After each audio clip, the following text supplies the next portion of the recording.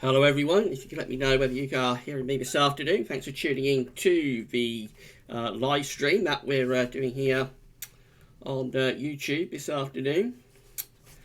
So we released a second winter 2019-2020 update earlier on today, and seems to have gone down quite well.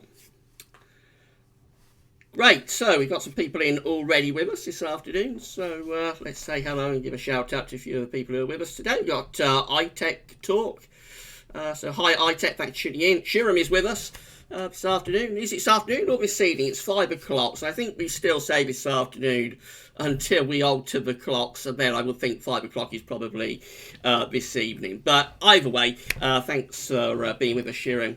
This afternoon. We've also got Max Crazy Store with us, so hi Max, thanks for tuning in this afternoon, and also got Brent Tops with us as well. Hi Brent, thanks for tuning in. Paul James is with us, as is Big Brad, so hi to both of you, thank you so much for tuning in to our live stream this afternoon.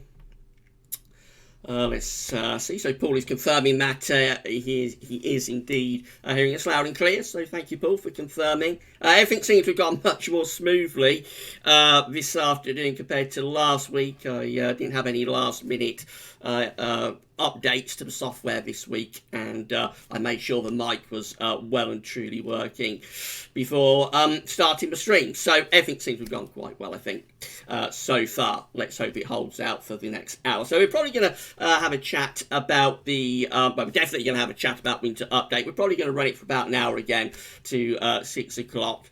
And then I've got to go off and write up the written version of the second winter 2019-2020 update, and if anybody's waiting for that, then I'll have that written up and posted to gazovis.com by around 8 o'clock this evening, I would have thought.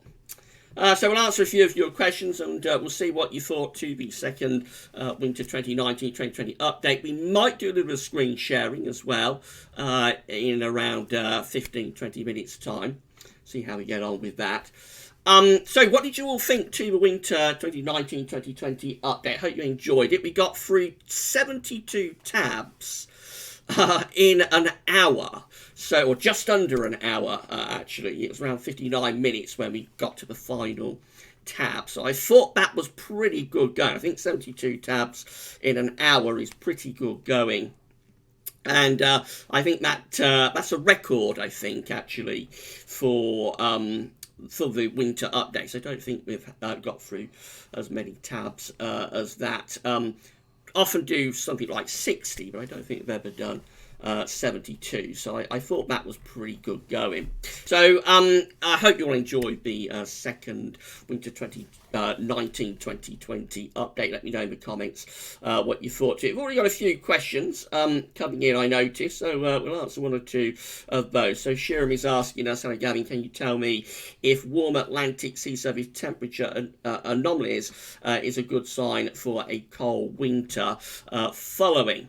So a big part of this second winter update, an important section of it, was to look at the sea surface temperature anomalies in the North Atlantic. We established that the Atlantic is probably at its warmest now since 2012 at this point in the year.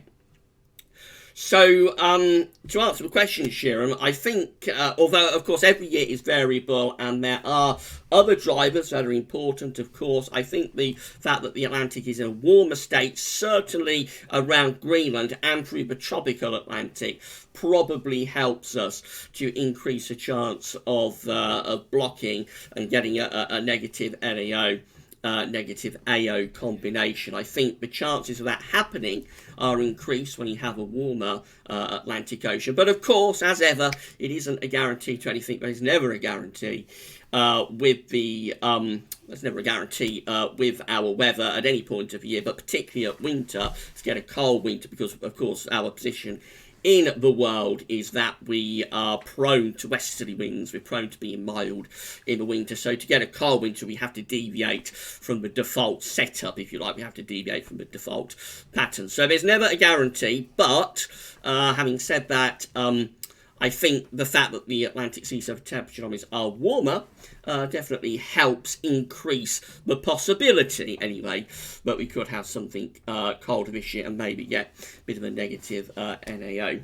Have a look at one or two more. So we've got Big Brad saying that I still think extreme temperatures in summer, likewise in winter. So interesting, Brad. I don't know if there's a connection between having very hot temperatures in the summer and very cold temperatures in the winter. Of course, we did have summer 1995, which was a very hot summer, followed by a cold winter. But then again, we had, up to this summer, the hottest hottest maximum temperature was in 2003, and the winter of 2003-4 after that hot summer wasn't a particularly hot summer, so wasn't particularly cold winter, I should say. So I think it's variable. I doubt there's much connection between having extreme heat in the summer and cold temperatures in the winter. But of course, it's an avenue that we could explore. ITEC is saying ITEC is saying it looks like high pressure will be coming back. So yeah, it definitely looks like we're going to have high pressure coming back in the next week, 10 days, going up to the middle part of September. High pressure is building back in.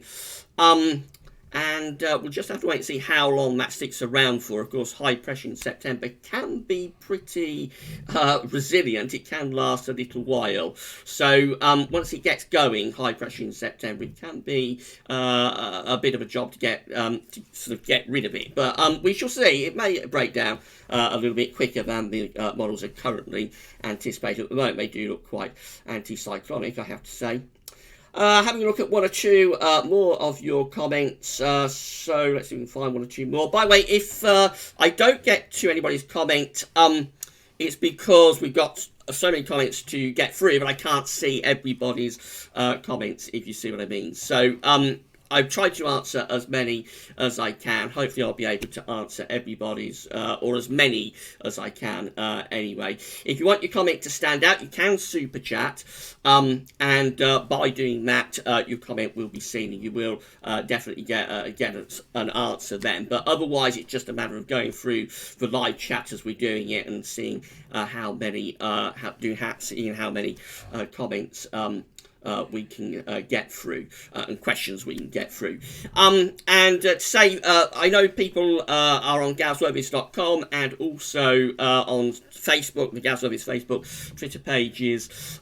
So if we can keep as many comments as possible to YouTube, please, that would be very helpful, because doing this solo, I can't really go around different websites like Gazwervis and Twitter and Facebook looking for comments like I would do if I was doing it with Quantum, for example. When Quantum's talking, then I can go off around other websites and have a look at all of the comments. So when I'm doing it solo, I've got to stay on YouTube, really, to be able to answer the comments, but also to see them as they're coming in, if you see what I mean. So it's helpful if we can keep all of the questions to YouTube. And thanks very much for that. And thanks so much for tuning in on this sunny afternoon, by the way. So I'm on a different page, by the way, as I'm doing this. So I'm not sure how many people we've got watching us as we're doing it. But thanks to everybody for tuning in on your Sunday afternoon. Let's try and answer one or two more. So we've got Wales Grand Solar Minimum channel saying, "Hi Gav, do you think this solar minimum will bring a winter like 2010? So we know that when you're around solar minimum, you increase the chance of colder winters, but it isn't a guarantee of anything. There have been solar minimum winters that have been milder winters, so it's just kind of like loading the dice a little bit in favour of a colder winter, but it doesn't guarantee anything. Just because that happened in 2010, we had that very cold winter of 09-10, and then we had the December to remember in December 2010. Just because that happened, it doesn't mean we're guaranteed to get a repeat. And also with that, bear in mind, that was the beginning of solar cycle 24, so that winter wasn't actually the solar minimum winter. It's around 2 winters in to solar cycle 24. So I suppose the comparable winter to 2010 would be like the first 1 or 2 winters of solar cycle 25. We haven't started solar cycle 25 either. You do the best chance of getting a cold winter, a series of colder winters seems to be just after solar minimum into the beginning winters of the new solar cycle. Sally is with us. Hi, Sally. Thanks for tuning in on your Sunday afternoon. And we've also got Mark Clifford with us. So, hi, Mark. Thanks for tuning in on this Sunday afternoon. And we've also got Andy San with us as well. So Andy's asking, what about Beast from the East in February? So not sure, Andy. There is a little bit of speculation I've noticed in the media today, saying that we're going to get a repeat Beast from the East. It seems to be that the headlines start around this time of the year. So we should just have to wait and see about that, I think. But I suppose Beast from the East can't be ruled out. But then again, we know that last winter we didn't have any beastlies, despite the fact that we left off the previous winter, 2017-18, on a very interesting note. If you can give us a like, if you can give us a thumbs up and smash your like button, let us know that you're enjoying this live stream. That would be really great if you could do that. So let's go down through the chat and have a look at one or two more. So we've got Thunderhawk7 asking what will temps get up to. So I think this is related to the high pressure that's building in. I think 25 degrees by this time next week looks possible. That's around 77 Fahrenheit. Might go a little bit higher than that. It's always a little bit difficult, of course, in September to generate really hot, sustained hot temperatures. So I would say probably mid to upper 70s Fahrenheit, mid 20s Celsius is achievable. If we go higher than that, then it really will be a very warm spell for September. One or two more. So we've got Chelsea Bill. Chelsea Bill saying if we get a quick growth in Eurasian snow cover, it increases chance of a stronger Siberian high. So yeah, that's correct. If we get a rapid increase in snow cover, particularly through the month of October across Siberia and Eurasia, that can strengthen the Siberian high. That, of course, can be a blessing or a curse, depending on your point of view. For a colder winter, the Siberian high is not guaranteed, although it's called the Siberian high, it's not guaranteed to go across Russia into Europe. Sometimes it will go across the Arctic and down into Canada. That's exactly what happened in that phenomenally wet, mild winter of 2013-14. We built the Siberian high up. It was a strong Siberian high, but we had that winter. But it went into Canada, dumped all of the cold air down into Canada and North America. That cold air then pulled out of the North America into the North Atlantic, blew up the jet stream, and that was one of the reasons we had so much cyclogenesis for that winter, 2013-14. It's such a wet winter. So Siberian highs, just because you've got to strengthen the Siberian high, again, that does not guarantee that we shall get a cold winter. But I know a lot of people enjoy seeing how the snow advance sort of pushes across Russia and Siberia. I know that's one of the things people enjoy seeing in the winter updates. So we'll get to that, I would have thought, in 2 or 3 updates time. That's when we'll really start focusing on how quickly that Siberian high gets across us. Let's see if we can have a look at one or two more. So we've got VK24 saying, congrats, Gav, on record-breaking tabs, and video went well despite so many tabs. So, yep, it all went okay. We didn't have too much refreshing of the tabs, fortunately. So, I was very pleased how the video went. I thought to get through 72 tabs in under an hour, just under an hour, was pretty good going.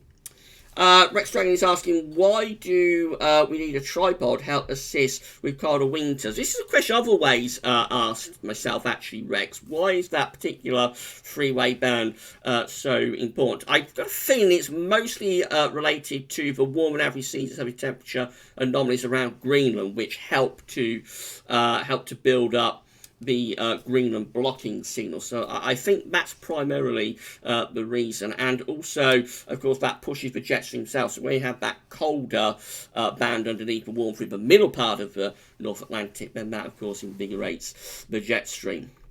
Mark Clifford is in with us, so thanks, Mark, and thanks for tuning in on this Sunday afternoon. Mark saying newspapers pretending to know what the weather will do in January again. We don't even know what a hurricane will do days ahead, and you think we know what happened in January. Oh, please. I think Mark is a little bit sceptical about what the newspapers are reporting in terms of the coming winter. It's all really just for fun. They're just trying to sell newspapers, I suppose. So as long as nobody takes it particularly seriously, then I don't suppose it does any harm. But yeah, it is. You always get these headlines appearing in the papers at this point of the year, seemingly like end of August, early September, saying that we're going to have the coldest winter for 30, 50 years and whatnot.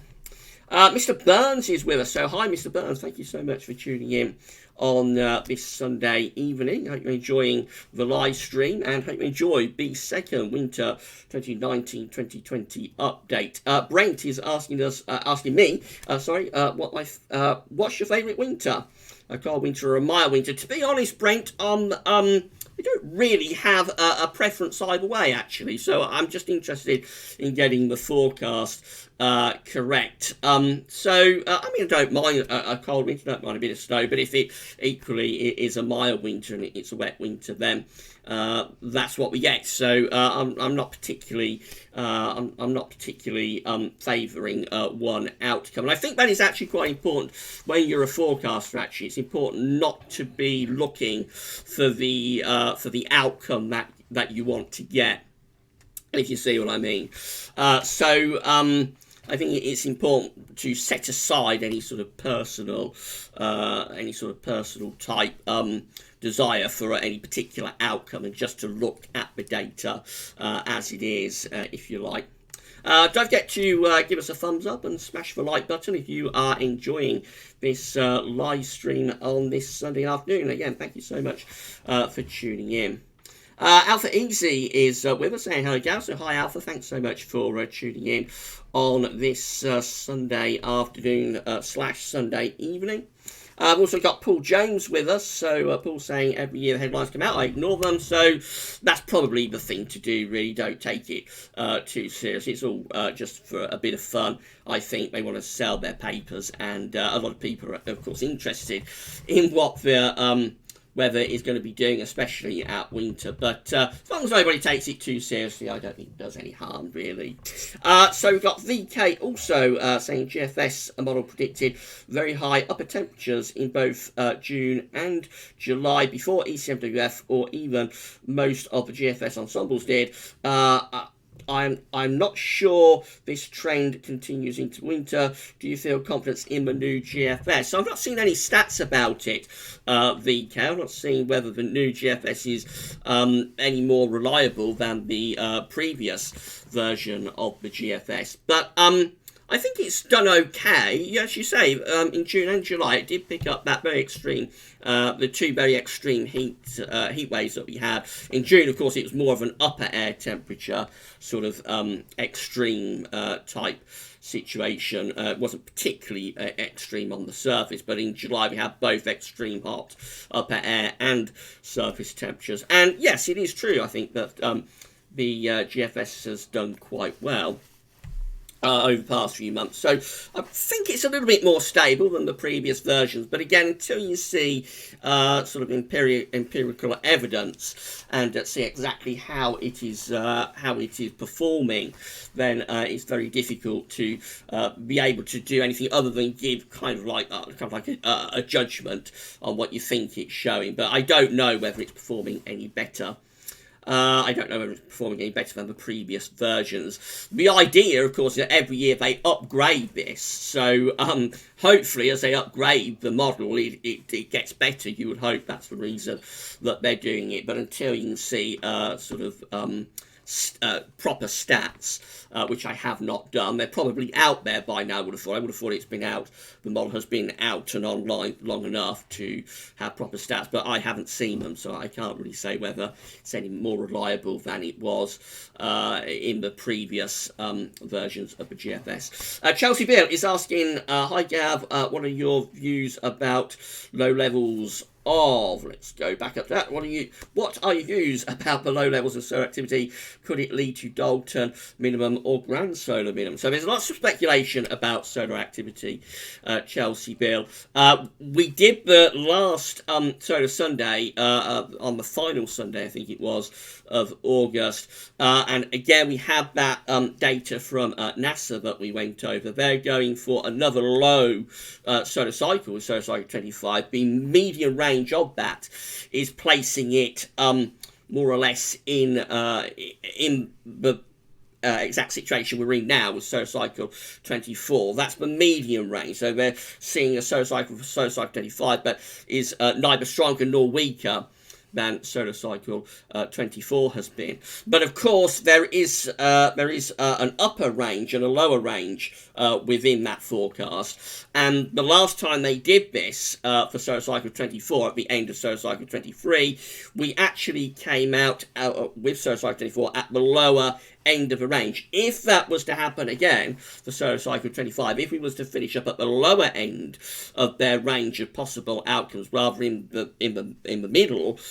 range, then we would be falling in towards Dalton minimum type levels. I can't forecast what's going to happen with solar cycle 25. I just think we need to keep a very close eye on what it's doing, which of course we will continue to do at Gav's Weather Vids. There are other forecasts out there for solar cycle 25, but are going for a stronger solar cycle than solar cycle 24. So there is a lot of speculation about solar cycle 25, but at the moment, I don't think anybody really knows for certain which way that's going to go. So we're just going to keep a very close eye on it. But if we was to come in at the low end of the range that NASA is forecasting, then yes, I think we would be falling in towards Dalton minimum type levels, solar cycles 5 and 6. So all eyes will be on solar cycle 25 over the next few years, I'm sure. David Wilkinson is with us. Hi, Gav. I watch you more than BBC Weather. Great weather. It's been watching for 3 years. Well, thank you so much, David. That's really, really kind of you to say that.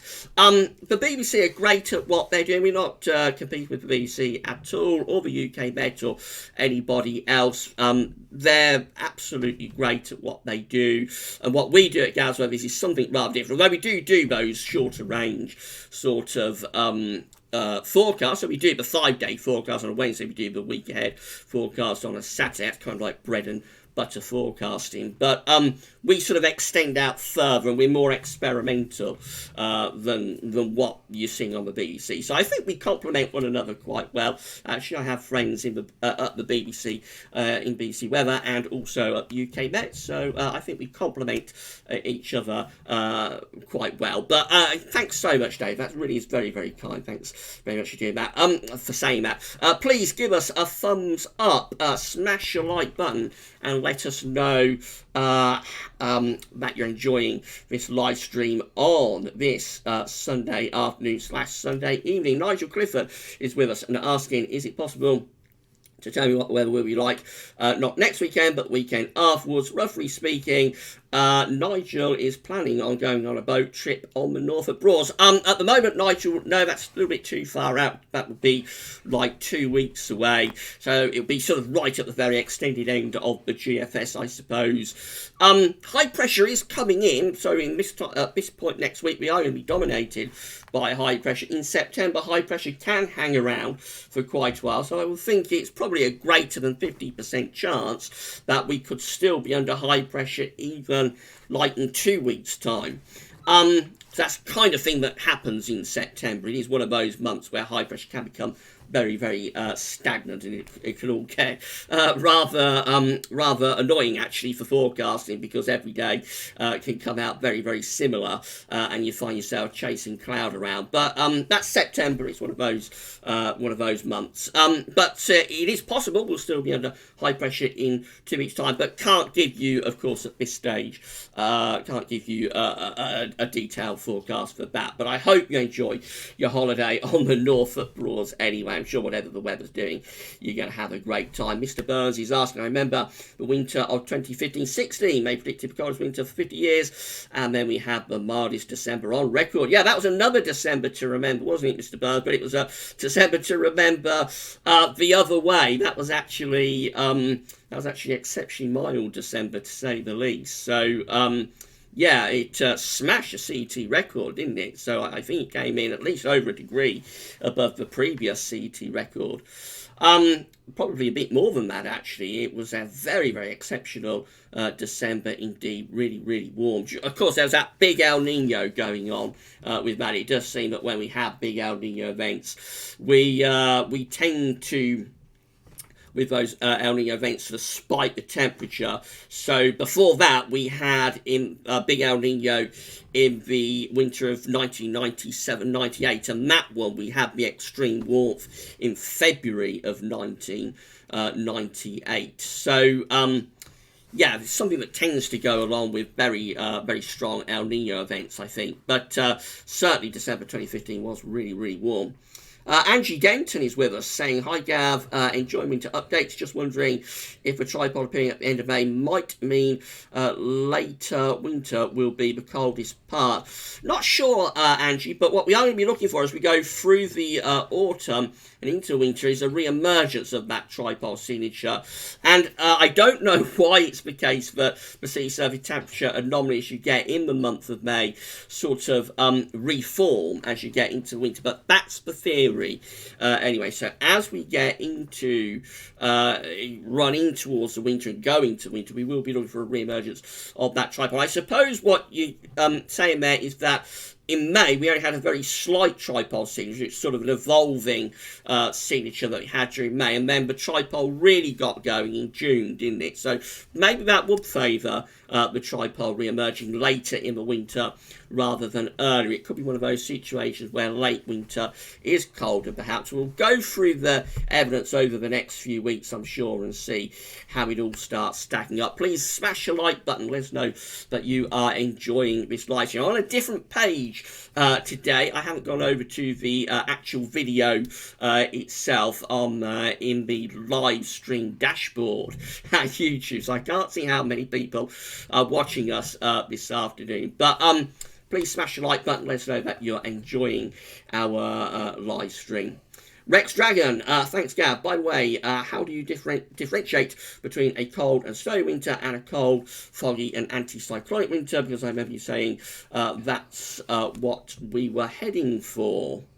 Not sure if I said we're going to head for a cold, foggy, anticyclonic winter. But anyway, so I suppose it's just purely the amount of snow days that you get, really, isn't it? So, and also it would be determined by where the high pressure blocking is sitting. So if the high pressure blocking is around Greenland or Scandinavia, then you're going to have a much greater chance of getting snow out of that, either from northerly winds or from easterly winds. If the high pressure is further south, so it's over the UK or it's over Denmark, it's in southern Scandinavia, so kind of like the southern Scandinavian peninsula and down to Denmark or into northern Germany, that sort of area would tend to lead towards a rather colder but sort of a foggy and quiet winter. Whereas if the high pressure is true high latitude blocking going right the way up to Greenland and into northern Scandinavia, centering around Svalbard, that sort of area, then that has a much greater chance of not only being very cold but also producing snow as low pressure comes up against that block of cold air.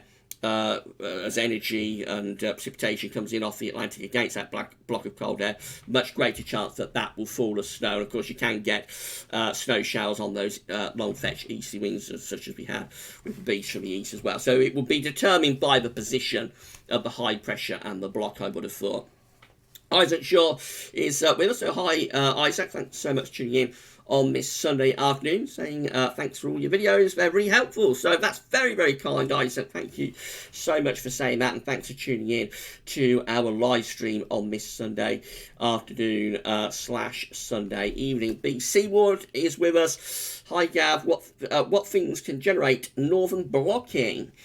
Well, the main thing for that, of course, would be the sudden stratospheric warming. So that's when you get the dramatic warming of the stratosphere over the Arctic and over the North Pole, and then the warmth propagates down into the troposphere, and that sets up a blocking area of high pressure. That's the primary route to getting sustained, long-lasting northern blocking. There are other ways you can do it as well. You can do it from a Scandinavian high. You don't need a sudden stratospheric warming to get a Scandinavian high. I don't think we have one. Actually, I might be wrong about that. I was going to say I don't think we had one before Scandinavian high of 1991, but actually I think we did have a sudden stratospheric warming in that instance. But there have been occurrences where we've had a Scandinavian high without a sudden stratospheric warming. However, the main route to getting a sudden stratospheric warming, to getting true northern blocking, will be to getting a sudden stratospheric warming. Free opinion saying, let's be honest, everyone is waiting for the big one, the latest. Was 1963, 56 years ago, while on average we should get one in 21 years. Thanks, Gav, and keep up the good work. So I think everybody would like to see another winter like 1963, but quite how the country would cope with a winter like 1963 or 1947, I don't know. I suspect the whole country would just come to a complete standstill very, very quickly. Just takes like a centimetre or two of snow, and it seems to bring the country to a standstill. So quite what would happen if we had a winter like 63 or 47, I don't know. But I know a lot of the people who are watching the videos would like that to happen. And who knows, maybe we have the December to remember. We have the coldest December since 1890. It's very nearly, only 0.2 of a degree off having coldest December on the CT record, going back to 1659. That was less than 10 years ago. So who knows what could happen. Anything can happen with the weather. As soon as you think you know where the weather is going, it will catch you out. So of course, a winter like 63 would be highly, highly unlikely. And I don't think anybody would actually forecast that in advance. Of course, you get the usual suspects in the papers who forecast that every winter, and they would be correct, but that would be based on sort of the stop clock being right twice a day type thing. But I don't think really you'd be able to forecast a winter like 63 in advance. It would be one of those things that would catch everybody out if it did happen. So Wayne Bingham is with us saying, hi Gav, how are you, watching from Walsall? Hi Wayne, thanks so much for tuning in on this Sunday afternoon. Please, everybody, can you smash the like button, let us know that you are enjoying the live stream on this Sunday afternoon. Can't see how many people are with us because I'm in the YouTube live dashboard today looking at your comments. I'm not on the video page itself, but if everybody can give us a like, give us a thumbs up, and let us know that they are enjoying the live stream, that would be absolutely great. It'd be fantastic if you could do that.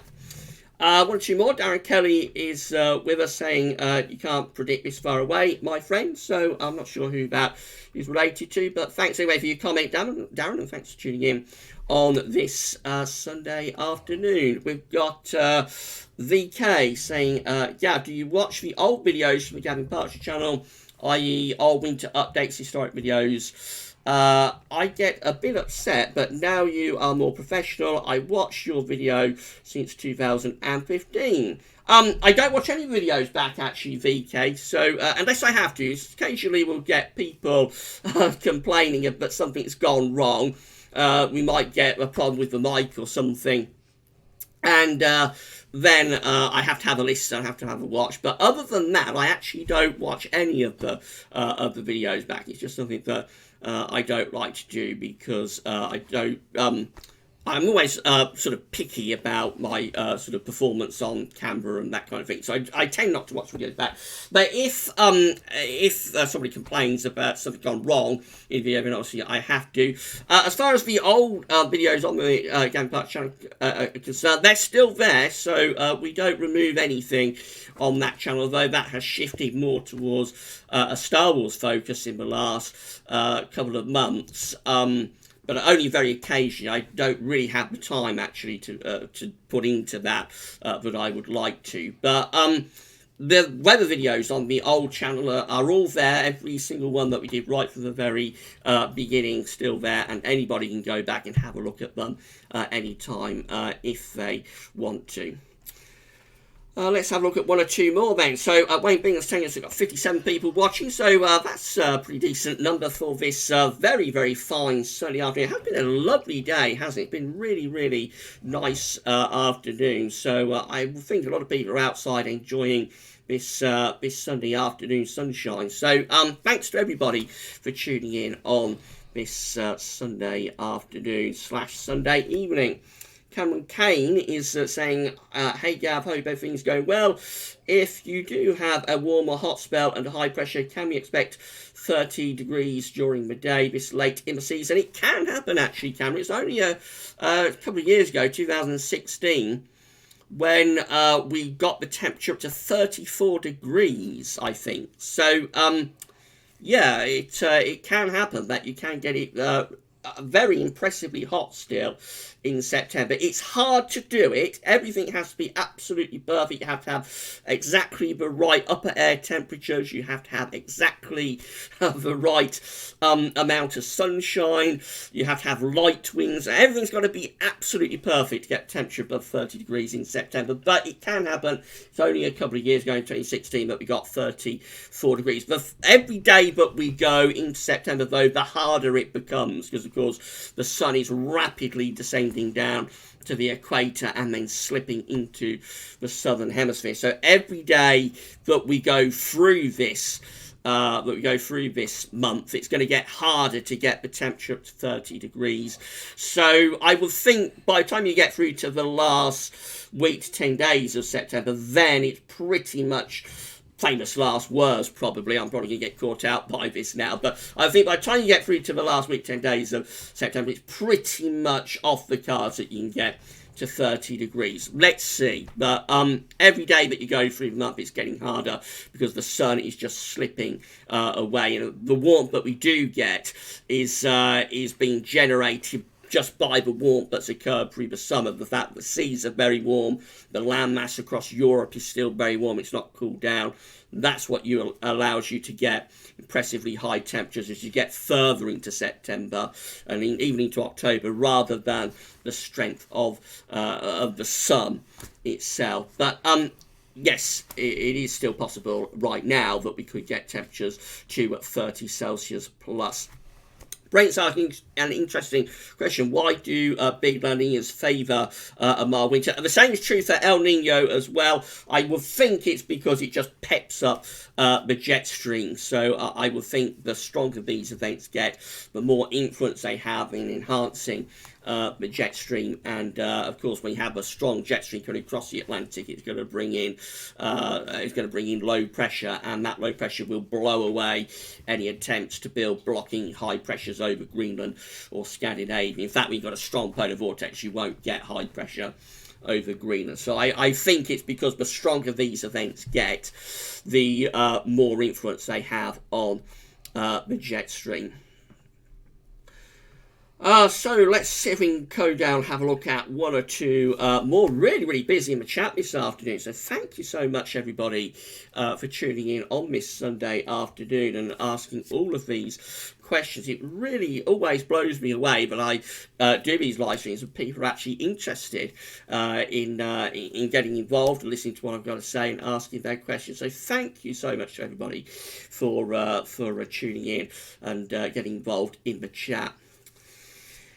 So Rex is saying, thank you so much, Gav, for the live stream. It's been so informative. Have a nice evening, everyone. I think Rex is leaving us, so enjoy the rest of your evening, Rex, and thanks for tuning in during this Sunday afternoon. Let's have a look at one or two more. So we have got We've got Chelsea Beale saying we've got 80 people watching. VK said 75, then Chelsea Beale said 80. So again, I'm on a different page this afternoon, so I can't see how many people we've got tuning in as I'm doing the video. I'm at the YouTube live dashboard, so I'm not on the video page itself today, so I'm not seeing how many people are tuning in. But that is a phenomenal number, 80 people watching us. On a warm, dry, sunny afternoon. I think that's very impressive. So thank you so much, all of you, for tuning in and getting involved in the live chat. Don't forget to smash the like button and let us know that you've enjoyed this live stream today.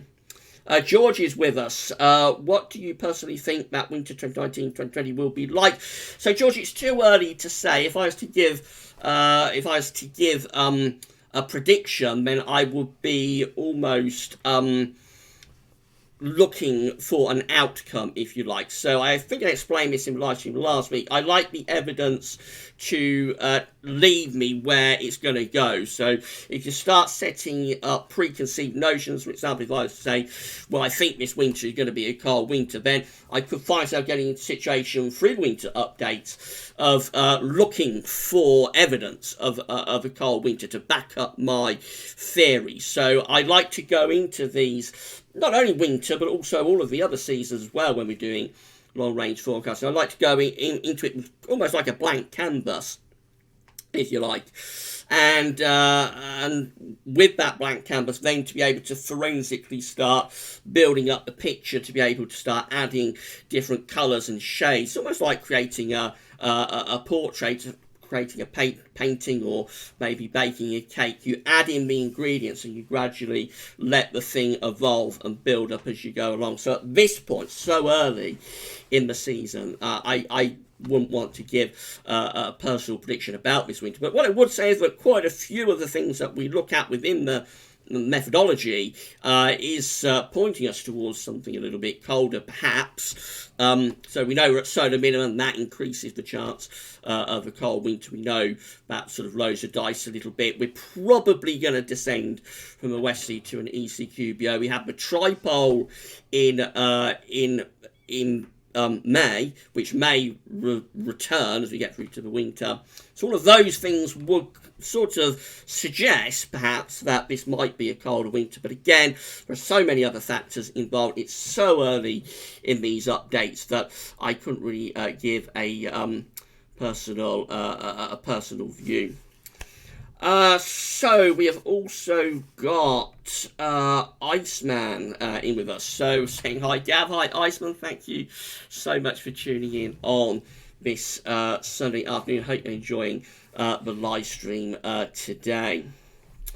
So Nigel Clifford is confirming that we got up to 30 degrees on the 1st of October 2011. So yeah, even as you get through to the end of September, it is possible to push that temperature up to 30 degrees. It gets harder and harder the further in you go, but it can happen, as we know historically. Paul James is with us, saying 1986 got to 28 degrees in Uxbridge on 2nd of October. That's quite a cold autumn as well, 1986. I wonder whether that would be 1985, actually, Paul. I think the autumn of 1986 was quite a cold autumn, but I may be wrong. Possibly we did get it up to 28 degrees at the beginning of October 1986. But I remember the September of 1986 was a very dry month, but it was also a very cold month. We've got Mark Kanish with us. Hi, Gavin. I'm listening from Southern Ireland on the west coast, having a break here till Friday, but still listening from here. Do you forecast for Southern Ireland? I think Mark is asking, do we do forecast for Southern Ireland? Well, we do the European outlook, 30-day outlook with the ECMWF every Tuesday, Mark. So that's kind of like the European element that we do within the videos at Gazworthies. And have a great holiday. Thanks so much for tuning in on your holiday. That really is going above and beyond the Call of Duty, tuning into us with this live stream while you're on holiday. But thank you so much for doing that. And also Callum Evans, hi Gav, might be a random question, but do you believe the weather modification, geoengineering, etc.? I don't really know anything about that, Callum, so I couldn't answer. I don't really know anything about it, but it sounds strange, so probably no. I don't, but again, I don't really know anything about geoengineering and weather modification. I suppose that's asking whether sort of governments are playing around with the weather, and I would answer with that no. I don't think that is very likely at all. But again, I don't really know anything about it, so I can't really give a comment one way or another. We've got Andrea Cruz with us saying, not sunny at the moment in the central belt of Scotland right now. Yeah, the weather's deteriorating, actually, so anybody that's got the sunshine at the moment, make the most of it, because weather will be deteriorating over the next few hours. It's going to turn wet in the northwest tonight and tomorrow. It's going to be quite a cold, wet day for many of us, especially in the morning. We've got Nigel saying, has it ever snowed on low ground in September in Birmingham? In Britain, sorry. Nigel, yes, I think you have to go back into Victorian era, though. I think snow was achieved down to the Midlands in September 1888. Possibly there was snow across some parts of England and Wales in September 1919 as well. That had a very hot first half, September 1919, and then it got colder as the month went on. Then I can't remember. I've done a historic video about it, but there may have been snow down into England in September 1919. Definitely, though, I think it happened in September 1888. Paul James confirming that it may have been 1985, but got the temperature up to 28 degrees on the 2nd of October, I think it was. So, yeah, I think 1986 was quite a cold autumn. 1985 that's a very interesting autumn, actually, 1985. September and October 1985 were really quite warm, especially September, and then it got much colder as we got to November of 1985. There were easterly winds, and had a little bit of a beast from the east in November 1985. VK saying freeze rain is dangerous but beautiful. Yes, it is very, very dangerous weather phenomenon indeed. I remember having a big freezing rain ice event where I am in Northants in 1996, late January. I think it was around the 25th January 1996, and it was almost like a glaze of glass covering all surfaces. It was absolutely extraordinary to see, but it was very, very, very dangerous. There were a lot of really nasty accidents and crashes on the roads with that freezing rain. So it's extremely dangerous, probably the most dangerous weather phenomenon we can have in this country, given we don't have hurricanes, and we don't have, well, you have quite a few little tornadoes, but generally we don't have really big tornadoes. But freeze rain is probably the most dangerous weather element that we get in this country. So we've also got Alfie's, and thank you so much for sticking with the live chat. So we're nearly 15 minutes in, and you're sticking with it. Thank you, everybody, for sticking with it. We will probably wrap this up around 6 o'clock this evening. I'm just blown away by the response to these live streams. When I said we would do live streams with winter updates every Sunday, I wasn't sure how much demand there would be, because I know we tend to focus the live streams kind of when we're going to have a snow event or something like that. So I wasn't sure whether there would be any interest in this, and clearly there is, because so many of you are getting involved in the chat, and you're liking, and you're watching, and you're commenting, and you're asking questions. So big thank you to all of you for doing that. Let's carry on. We've got Alfie's Weather Channel. What do you think of winter 1920 so far? I think you mean the winter update. So we're only 2 updates in. I thought the NAO data that we finished off last week's winter update with was quite compelling. The May NAO data looking at maize with NAO of -1, NAO number of -1 or lower, and the winters that followed them. It was a very, very strong signal for those maize to be followed by cold winters. Not every single time, but it was very compelling evidence. This week, I think it's a little bit more patchy with the analysis. So for a cold winter, I mean. So it's not quite as clear cut when you have a negative NAO of -1 or lower in June. And the August NAO data, August CET data, I should say, that we ended this second winter update with. Again, that not quite as clear cut for a cold winter. But I think so far, again, we're only 2 updates in, I think so far we have probably favoured a colder winter from our reanalysis so far. But again, do please bear in mind, we are only 2 updates in. We've got to get to the end of November before we can get a forecast together from this. So really, really early days.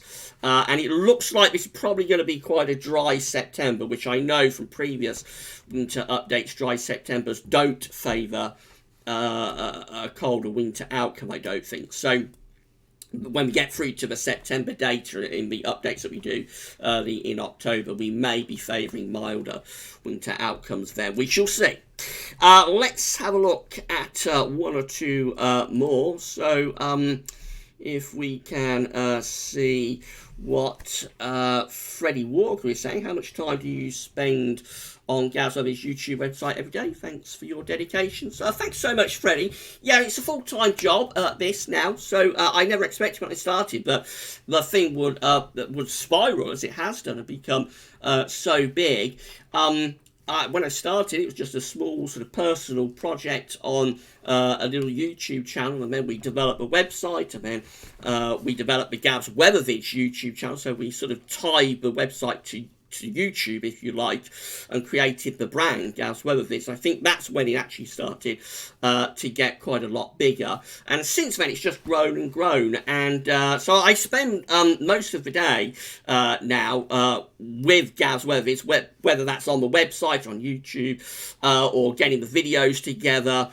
Remember, when we do the winter updates, for example, they're running to like an hour. And I mean, yesterday, last evening, I had to get 72 tabs loaded up. So that took like 2 or 3 hours to get that winter update together. And then, of course, I've got to record it, and then I've got to process it and upload it. So it is a very long, painstaking process, but it's definitely worth it because so many people respond to it and so many people enjoy it. And again, so many people are enjoying these live streams as well. And thank you so much, Freddie, for your question and for getting involved and sticking with the live stream.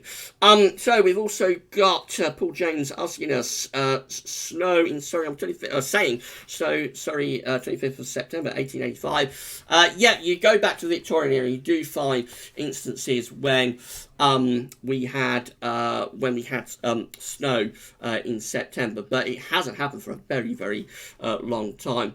Lol is saying, is it just going to be a talking video? So I was hoping to be able to do a bit of screen sharing, but we've had such a phenomenal response, and I'm not sure we're going to have time back. I've got to wrap this up at 6 o'clock. So maybe we'll have to do another live stream at some point and just do screen sharing for that one. But I mean, I'm just so blown away by the amount of people that are asking questions and getting involved in the chat.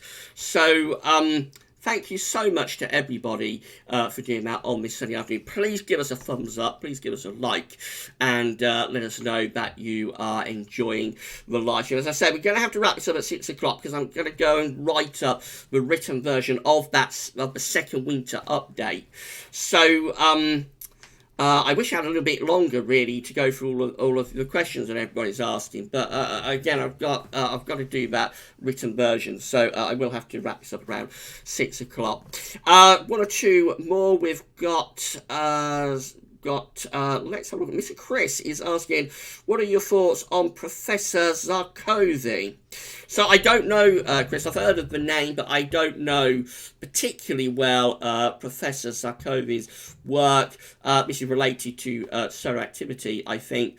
But I have not studied Professor Sarkozy's work in any great depth, so I couldn't really give an opinion. We've got Tony Scott saying, great listen as always, Gav. Thanks so much, Toby Scott. Sorry, saying thanks so much.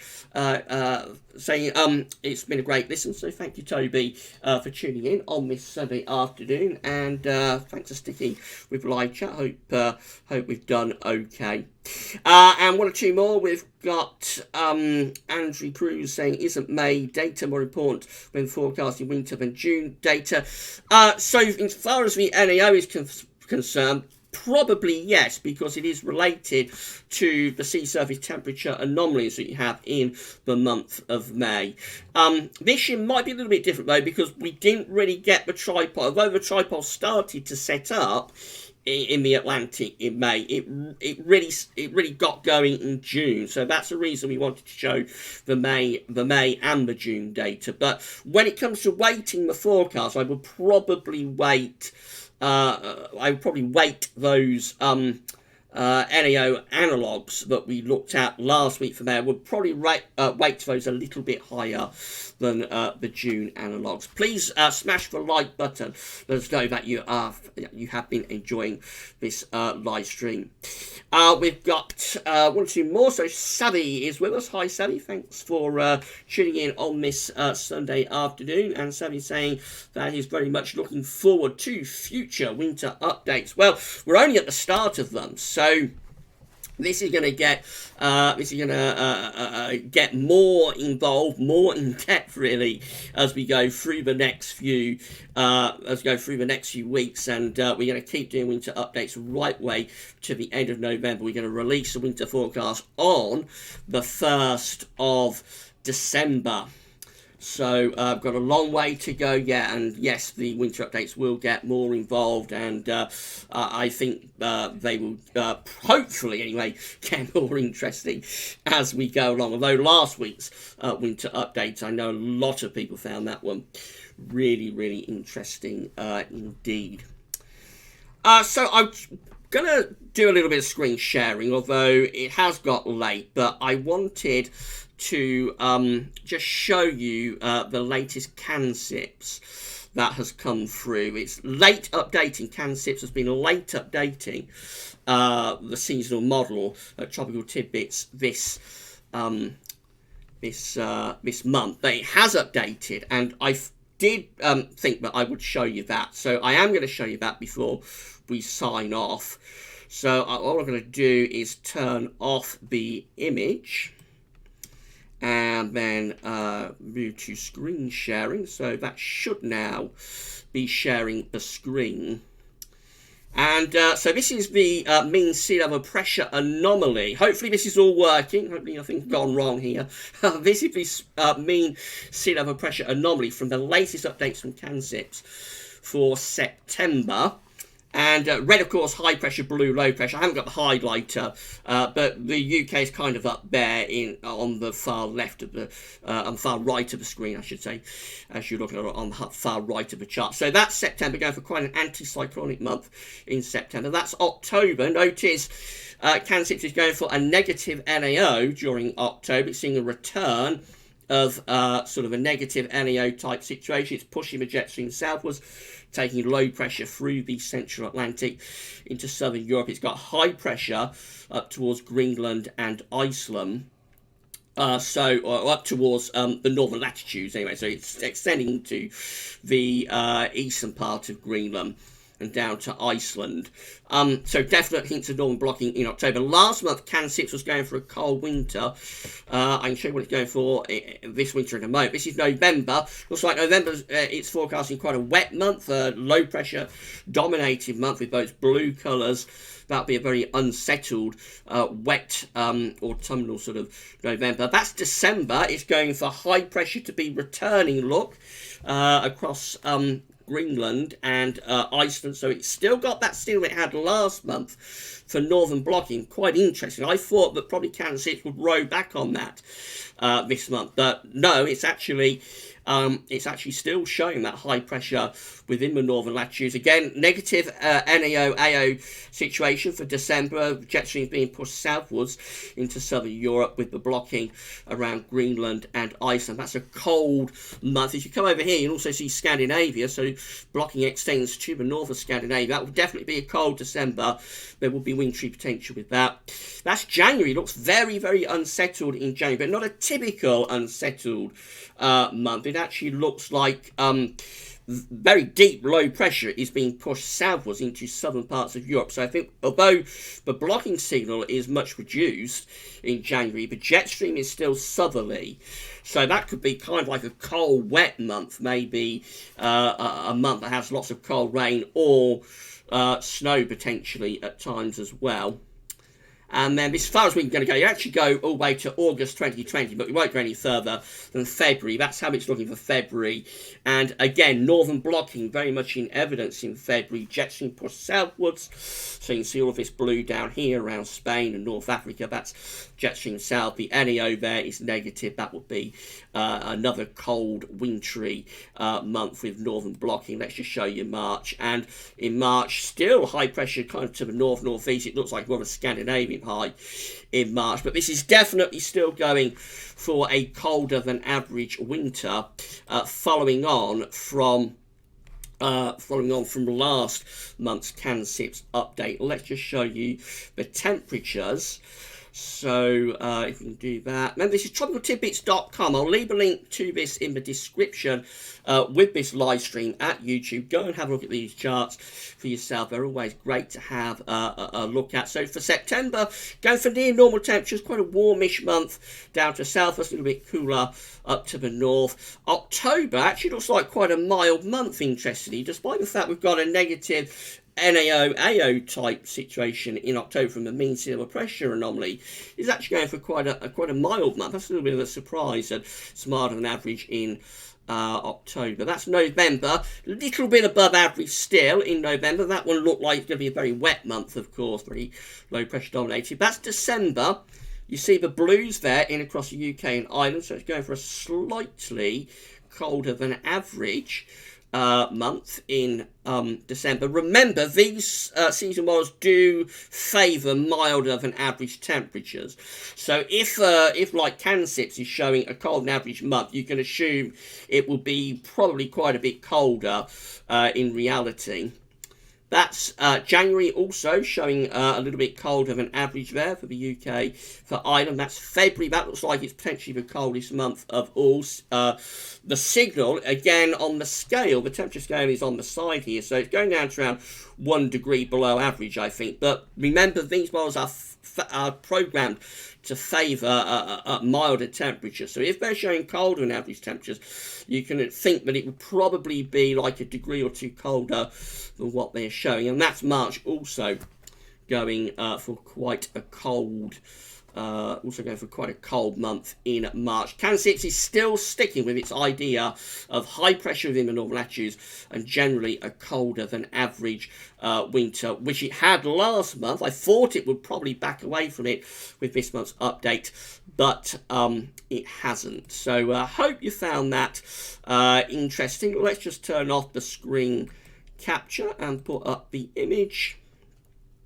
We'll go back to YouTube, and that will be the end of our live stream, I would have thought. So I hope you found this live stream fun and interesting.